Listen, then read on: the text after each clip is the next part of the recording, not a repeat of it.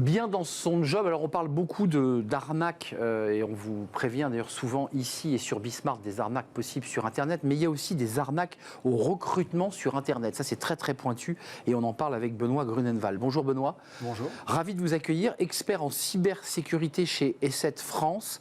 Pour ceux qui ne sont pas du monde de la tech, j'ai découvert qu'E7 c'était une très très grosse entreprise slovaque. Exactement, c'est une pépite slovaque, nichée au cœur de l'Europe et qui emploie plus de 2000 personnes aujourd'hui au niveau international. Et on a 13 centres de R&D qui sont répartis dans le monde et qui analysent finement ce que nous ramène plus d'1 milliard d'internautes que l'on protège. Alors, on entre dans un sujet, j'allais dire, qui passe un peu sous les écrans radars, parce qu'on parle beaucoup d'arnaques bancaires, de blocage d'hôpitaux et de services publics contre des rançons. Ça, on en parle.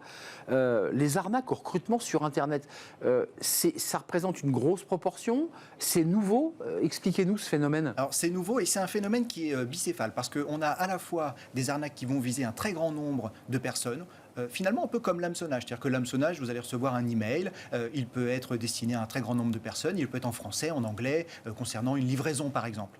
Mais vous pouvez aussi recevoir des emails qui vous sont dédiés. Et dans ce cas-là, ils vont être plutôt préparés. On va vous analyser, on va essayer de comprendre ce qui va motiver votre clic et ce qui va vous emmener dans les filets. Alors, c'est ça, c'est la technique classique. On profile quelqu'un et on va essayer de le piéger. Exactement. Et finalement, sur LinkedIn, qui est le réseau social le plus utilisé, eh bien, vous avez les mêmes comportements. Vous avez des comportements de chasse au chalut, où on va dupliquer des campagnes de recrutement, on va dire généralistes, qui vont s'adresser à tout le monde.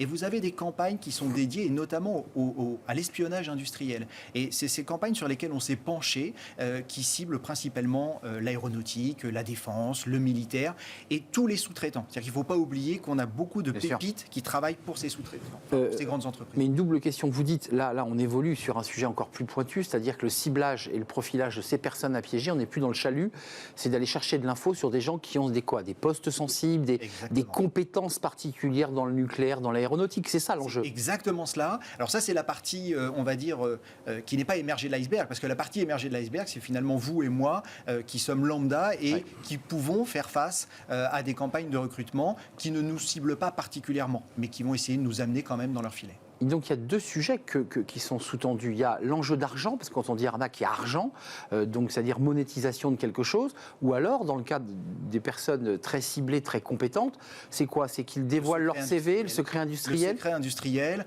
notamment lorsque vous êtes dans un processus de recrutement, eh bien vous allez dévoiler les projets sur lesquels vous travaillez. Alors peut-être pas dans le détail, mais si le cybercriminel qui est en face est bien équipé et bien renseigné, eh bien il va pouvoir aller poser les bonnes questions, voire même, on l'a vu parfois, vous envoyer des pièces jointes, vous faire sortir de LinkedIn et vous installer des logiciels malveillants qui vont lui permettre ensuite d'accéder à votre machine et d'aller aspirer encore plus d'informations industrielles. Concrètement, ça représente quoi? LinkedIn, évidemment, si vous êtes évidemment sur le pont en cybersécurité, ça veut dire que LinkedIn réfléchit aussi à ce sujet, elle a dû avoir des remontées. Qu'est-ce qu'on peut dire à tous ceux qui nous regardent, et j'en suis sûr, qui sont tous connectés sur LinkedIn? Il faut être extrêmement vigilant. Il y a à peu près 90 millions de messages frauduleux qui circulent sur LinkedIn.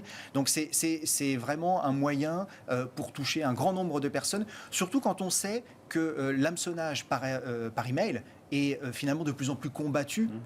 On commence à être vigilant, les technologies sont quand même assez matures, même si l'intelligence artificielle a un peu rebattu les cartes, mais d'une manière générale, on est quand même assez mature. Donc il faut être vigilant sur ce nouveau vecteur d'hameçonnage. Financièrement, là, on a évoqué le sujet d'espionnage industriel, c'est-à-dire essayer de faire sortir l'ingénieur et de lui faire raconter le travail sur lequel il est, qui est souvent top secret. Pour l'aspect financier, ça marche comment? Comment moi, monsieur tout le monde, je peux me faire avoir et me retrouver à devoir payer ou indirectement, j'imagine, à donner des datas qui seront vendues derrière? C'est exactement cela. C'est-à-dire que vous avez toujours deux mécanismes dans l'arnaque. Soit on va vous demander de payer directement, donc là, double peine en plus, parce que vous allez donner vos coordonnées pour payer et vos coordonnées bancaires, ou alors vous allez partager des informations et ces informations vont ensuite être monétisées, regroupées. Généralement, une information unitaire n'est pas forcément très chère. C'est le volume. Mais c'est le volume, effectivement, qui va faire qu'on va avoir une bonne base de données pour ensuite paramétrer d'autres attaques. Sans effrayer ceux qui nous regardent, parce qu'on parle emploi et on parle recrutement, LinkedIn, c'est quoi? C'est la nouvelle cible des arnaqueurs, des professionnels de l'arnaque sur Internet, parce qu'on a vu qu'Internet, classiquement, avait été attaqué. On voit que les choses se tarissent, s'organisent, et vous l'évoquez.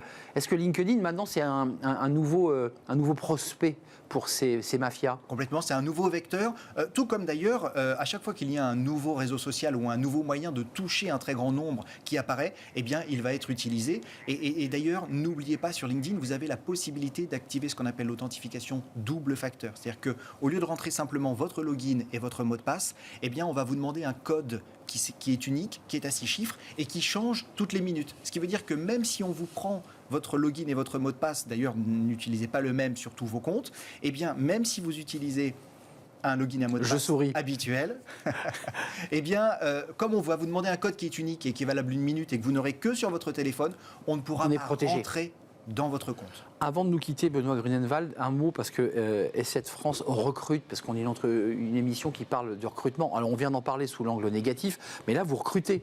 Combien de postes sont ouverts là ? Au moins une dizaine de postes dans tous les domaines, à la fois sur le commerce, parce qu'il faut vendre, mais il faut également accompagner ses clients, le support technique, et puis on en parle assez peu en dehors du milieu de la tech, mais les services sont essentiels, notamment lorsque l'on vend des solutions, eh bien, il faut les manager, les surveiller, les superviser, et là on a besoin de techniciens, d'ingénieurs pour accompagner les clients au quotidien. Oui, c'est bien beau de l'installer, mais ensuite il faut le service client et le dépannage éventuellement quand ça bug. La recherche de menaces. Et exactement, et de pouvoir aussi lutter contre les attaques. Merci Benoît Grunenwald d'être venu nous éclairer, expert en cybersécurité chez S7 France, entreprise pépite slovaque. C'est ce que vous nous avez dit au début de l'émission. On tourne une page, on fait du droit.